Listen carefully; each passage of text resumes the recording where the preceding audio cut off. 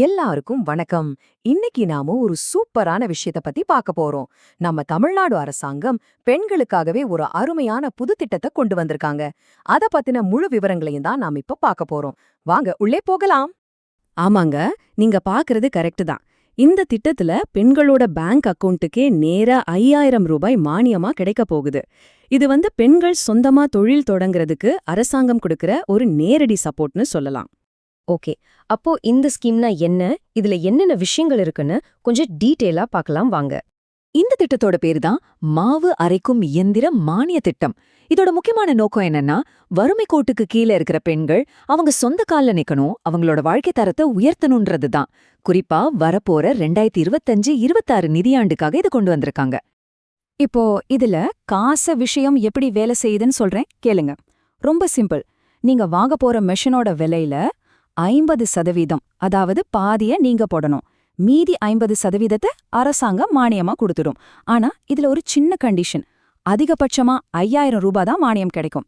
உதாரணத்துக்கு ஒரு 10,000 ரூபாய்க்கு மெஷின் வாங்குறீங்கன்னா நீங்க 5000 ரூபாய் கட்டினா போதும், மீதி 5000 ரூபாய அரசாங்கம் கொடுத்துடும்.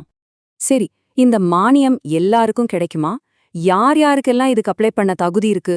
வாங்க அந்த முக்கியமான தகுதிகளை பத்தி இப்ப பார்க்கலாம்.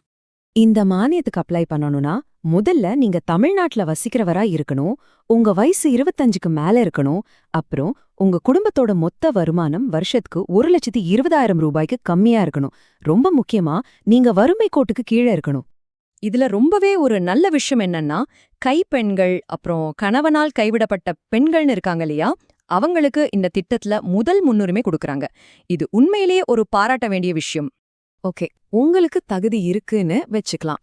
அப்போ அடுத்து என்ன பண்ணணும், என்னென்ன டாக்குமெண்ட்ஸ்லாம் தேவைப்படும், வாங்க அத பார்க்கலாம். இதுக்கு தேவைப்படுற சர்டிஃபிகேட்ஸ் வாங்குறது ஒன்னும் பெரிய கஷ்டம் இல்ல.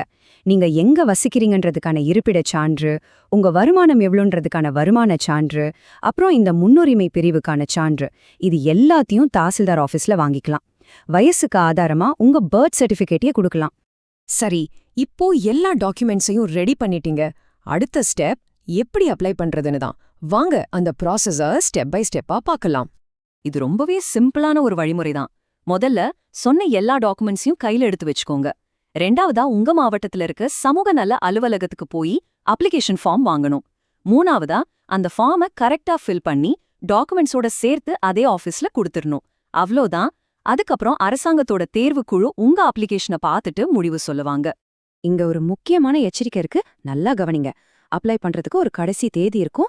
அந்த டேட்டுக்குள்ள நீங்க அப்ளிகேஷன் கொடுக்கலனா கண்டிப்பா அதை ஏத்துக்க மாட்டோம்னு அரசாங்கம் ரொம்ப தெளிவா சொல்லியிருக்காங்க. அதனால கடைசி நிமிஷம் வரைக்கும் வெயிட் பண்ணாதீங்க.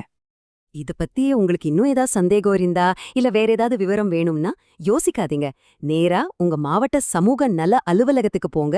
அவங்க கிட்ட கேட்டா எல்லாத்தையும் தெளிவா சொல்லுவாங்க. நிச்சயமா இந்த திட்டம் உங்க வாழ்க்கையில ஒரு புது தொடக்கத்துக்கான முதல் படியா இருக்கலாம் இல்லையா? இந்த வாய்ப்பை நல்லா பயன்படுத்திக்கோங்க. உங்களுக்கு தெரிஞ்ச தகுதியுள்ள மற்ற பெண்களுக்கும் இந்த தகவலை மறக்காம ஷேர் பண்ணுங்க. அவங்களுக்கும் இது ரொம்ப உதவியா இருக்கும்.